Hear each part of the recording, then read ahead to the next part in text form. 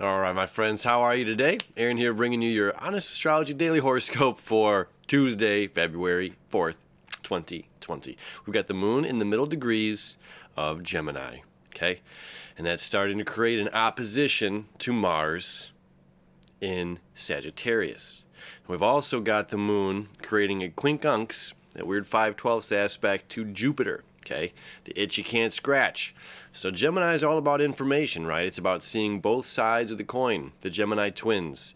There's always a shadow side of things. There's my perspective of the scenario. There's your perspective of the scenario, and then the other observer's perspective. You know what I mean? There's always other sides of the coin. There's always a different perspective.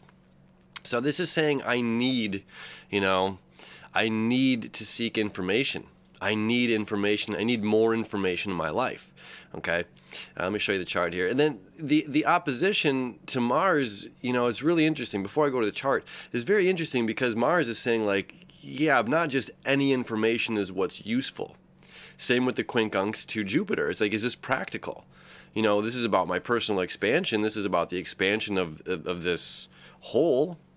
So if this information that we're coming across isn't useful, is it worth our time? Is it worth putting our energy into? Is it worth putting our emotions into this information if it's not serving a higher purpose for my personal and practical expansion, right? So there's the moon here, Gemini. Okay, our opposition is going to happen a little later in the day with Mars and the quincunx here, as you see, to Jupiter, right? And now we've got some fun water sign stuff. Again, Mercury has hit this shadow point of its retrograde. Retrograde hasn't started yet. Mercury rules Gemini and Virgo. Okay, so when it's in Sagittarius or in Pisces, the opposite signs, the antenna becomes kind of weaker. This is if our antenna's way, way, way, way out in the exosphere or the ionosphere. You know what I mean?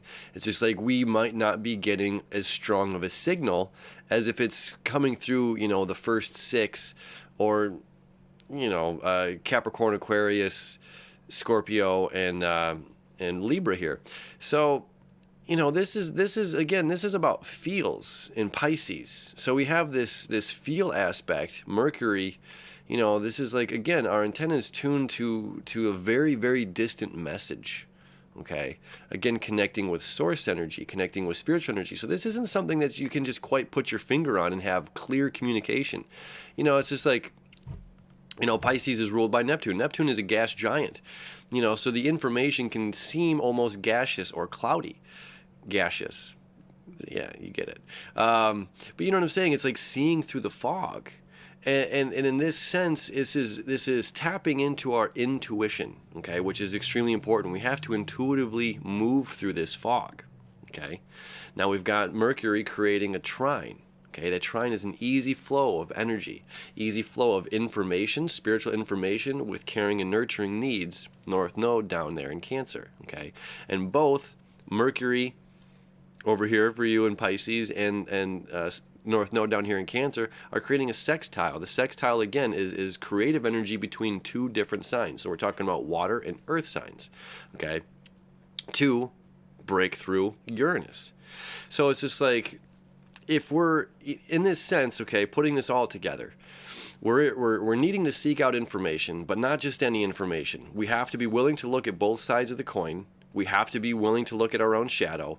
We have to be willing to put in the work to seek the higher information for our personal expansion, okay? This is the Mars, Moon, and Jupiter aspect. Now the North Node, Mercury, Uranus aspect is saying, okay, so this information here, our antenna is attuned to something higher. Our antenna is attuned to being connected, again, on a spiritual plane, on a plane that's higher than just the laws of man. This is a much higher vibration, a much higher frequency. And it's saying if we can tap our antenna into this higher vibration, bring it into a nurturing sense of self, we're able to connect to Uranus a way of releasing old patterns, a way of releasing old traditions, a way of releasing old thoughts, okay, of how we think something should be or is practical. Okay, so again, it's a lot about information, but it's about feeling. It's about, and if we allow ourselves to tune in to feel this, tapping into that higher self, tapping in, that's a perfect example. Really tapping into our own highest self. Our antennas tapping in up here. And if we can bring that and make that connection internally to a sense of caring and nurturing, and allow ourselves to open up, this Uranus and Taurus, allow ourselves to open up. And whatever information we find, does it serve a higher purpose? And that's kind of the breakthrough that comes with. And this sextile is going to be happening for a couple of days between the North Node, Uranus, and Mercury, because Mercury's just getting into Pisces. So we're going to be feeling this all week, where the moon energy is kind of specific for today and tomorrow. Again, does this information serve my highest purpose? Does me communicating this information serve a higher purpose globally? Does it serve a higher purpose, on this place of oneness? Taking the speck out of your brother or sister's eye when you have a plank in your own. It's just like we have to understand that we have been the other. Gemini twins here. Mercury, ruler of Gemini in Pisces. It's just like I have been you. You have been me. I have been the one that's done this to you. You have been the one that's done this to me. We've lifted each other up. We've beaten each other down. So where are we at in this? Is some of this worth communicating? It's worth communicating from a place of heart-centeredness and higher consciousness. And that's what's going to allow whatever is shaken up and stirred throughout this week is going to be really powerful and profound. Very, very, very strong week. So that is our day. Happy Tuesday, my friends. As always, thank you so much, and we'll see you tomorrow.